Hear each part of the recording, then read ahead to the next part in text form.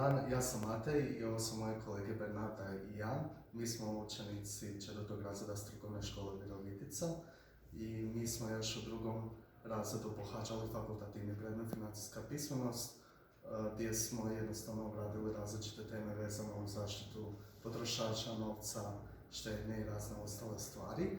A tada sam moj interes za osobni napredak u financijskom obrazovanju povećao, pa sam sa svojim prijateljima sudjelovao u različitim radionicama koje je organizirao štedopis pod nazivom Građani za kredit. U okviru tih radionica obradili smo teme odgovorna potrošnja i osobni proračun. Doznali smo koliko je važno napraviti osobni proračun i sami smo ga pokušali napraviti, a sve sa ciljem kako bismo odgovorno trošili novac, izbjegli zaduživanja te uštedjeli. Obzirom da smo mi sada u godinama kada ne moramo donositi neke važne financijske odluke, ovo vrijeme je jako važno posvetiti učenju i pripremiti se za budućnost, kako ne bismo pogriješili. Kada se zaposlim, uplatit ću si životno osiguranje. Mislim da je to dobar način kako uštedjeti, ali i pripremiti se za budućnost.